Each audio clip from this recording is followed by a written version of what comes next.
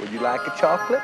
Oh, thank you. It's funny what a young man recollects. You're the same as everybody else.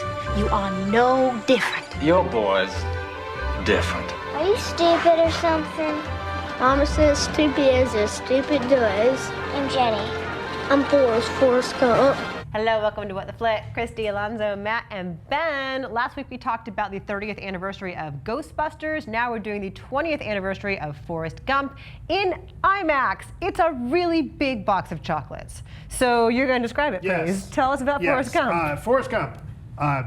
If you are new to the planet Earth, there was a movie 20 years ago called Forrest Gump, starred Tom Hanks and Sally Field, and it's about a guy who is mentally challenged and manages to fail upwards consistently. I'm not going to make any reference to anyone political, but let's watch the clip. She was my most special friend, my only friend. We was together all the time. We was like peas and carrots, Jenny and I. Run, Forrest! Hey, stupid! Run! Now, you wouldn't believe it if I told you, but I could run like the wind blows.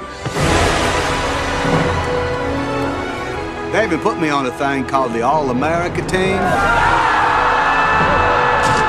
where you get to meet the President of the United States. Congratulations. How does it feel to be an All-American? I gotta pee. I believe he said he had to go pee.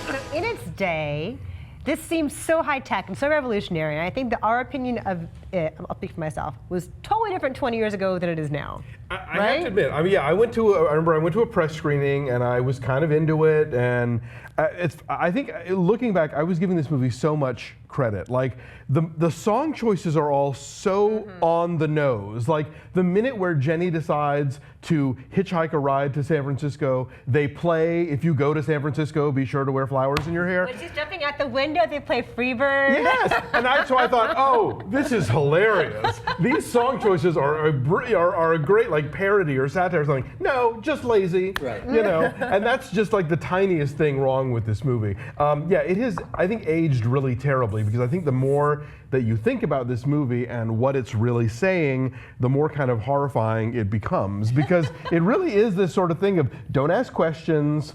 Right. You know, amble along, you know, conform, or you will die horribly. But if you just go with the flow and don't make any trouble, you know, everything will land in your lap.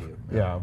That's interesting. I didn't really think about it in those terms. I got so irritated when I was 27 and watching this movie at the jogging.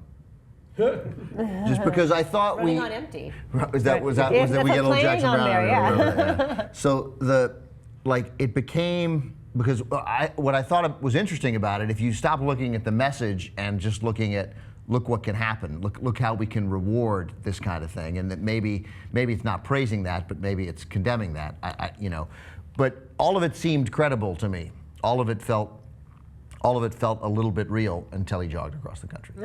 And then all these people inexplicably joined him, and I just thought that was an effort to make a larger, bigger, more human point that I think that completely lost me and took it in a different direction. I mean, I hated that part of the movie so much.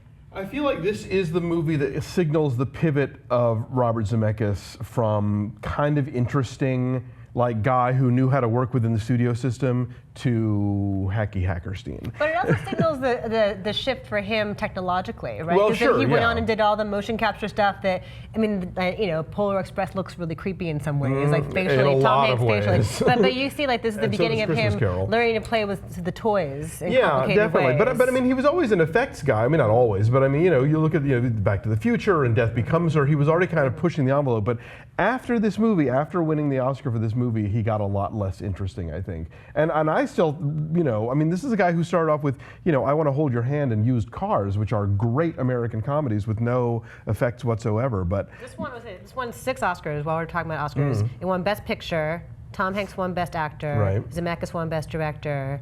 Eric Roth won Best Screenplay. Arthur Schmidt won Best Editing, and it won for Best Visual Effects. Well, and you can make a case that part of the reason it won all those Oscars is this is the year after Schindler's List. So it's like, oh, let's feel good. Let's let's reward the feel good movie. Like, Enough with the let's, Holocaust right? already, my Exactly. God. No, the thing is, I came out of this movie 20 years ago, like blown away, thinking it was amazing. And I look back and I'm like, okay, I was an idiot 20 years ago. We were just young and full of promise back I'm then. less of an idiot now, but still an idiot. I was young and foolish then. I feel old and foolish now, Yeah, as exactly. Mighty Giants would say. Where I come down on this movie now is it's so schmaltzy and so manipulative, and like you say with the songs serve to tell you how to feel, which we have complained on this show about other movies that do this, and that's one of the movies that probably is the first one that's that on the nose, that is that popular, and it's kind of had this catastrophic effect on movie music since then. This movie is wildly over the top, it's way too long, and it's, it's got some some decent performances and some decent funny lines in it, but it's just like, oh God, enough already. I mean, I agree with all that, except I think then what you have to give them credit for is, first of all, movies aren't made to movies and television shows certainly, but movies also are not made to stand the test of time necessarily. They're made to appeal to that audience then in that era, and some great movies, some movies that we are emotionally moved by, don't. And for a number of reasons that are hard to quantify in a particular movie. And some movies don't find an audience at all until time passes. Right, exactly. So I don't necessarily think that it's a worthy criticism to bring up, but it's not, of course, your goal necessarily at the time. It's more true for television than movies, but when you watch a Friends episode now, like that's not what they were trying to do, is make a show that was going to be great in 2014. For the ages, right? But they did create this character. It was based on a novel. I got it, but they brought that. And the author hated this movie. Is that right? Oh, really? Yes. Oh, yeah. No, this book is wildly different. Very much so. This book is Candide angry by comparison. Yeah. I mean, this is an angry, nasty, funny, sharp book, but sharp in a way that this movie never approaches. And like everybody else on the planet, I didn't read the book, but because it's a book. But there's no jogging in the book, if I remember correctly. That is correct. I believe that's right. It's been a while since I've read it. Because I remember feel like patting myself on the back at the time for that. But still bringing to screen this incredibly memorable screen character. I mean, Atticus Finch based on a book too, but nonetheless, you praise the ability to bring it, and that's worth something very significant that they created a memorable, for the ages, movie character. And then Eric Roth wrote this entire movie again and called it Benjamin Button. That is true. It is the exact same thing. Is Tom Hanks good in this? Right? He wins Best Actor for it. Made it 2 in a row. It's kind of a one-note role the whole way through. I mean, time evolves. He goes through decades. And is he good? Yes. I don't think it's that challenging a role. I don't think it was. It's a one-note I think he brings some subtlety to it. I think that you can't help it. He's so good. There's a deadpan comic timing certainly that he brings to it. And at the end, when he meets the problem in this movie. Is the casting a problem? The cast is not the problem. The scene at the end where he realizes he has a child. That's a little. To get a little choked up there, right? He's great. Tom Hanks is great. Don't you think that? Did you not like Castaway? To talk about Zemeckis falling off the. It was okay. That's probably the last one I thought was all right. But yeah, once we get into Polar Express and Christmas Carol, just. But if you're gonna watch a 2-hour and 20-minute Robert Zemeckis movie, I would watch Castaway before I would watch Forrest Gump. I will give you that. Yeah. I got choked up when Wilson floated away. Sure. I'll admit it. Yeah, we all did. It's very sad. All right, so Forrest Gump is out. I'm not sure I need to see it in IMAX. I mean, or ever again. Or ever anywhere, but why IMAX? I don't know. Because they can. Because they can. I think we can charge all agree. more for tickets. We can all agree that the movie in 1994 that should have won Best Picture was 4 Weddings and a Funeral. Yeah, I'm totally agree. 100% agree with that. More than this. All right, so Forrest Gump is out for what? A week? Is it a week it's out? Yeah. Probably limited run, so maybe see it. Wait, hold on, very quick. Yeah. In 20 seconds. Did you not love 4 Weddings and a Funeral? No, it's totally charming. Is it a Best Picture? that's a different episode. I'm kidding because everybody's all like Pulp Fiction and Shawshank Redemption for that year. And I'm like, 4 Weddings and a Funeral, fuck it. But by the way, so I was about to say, but in a down year, but I didn't, because I didn't. But of course, not a down year. Those are 3.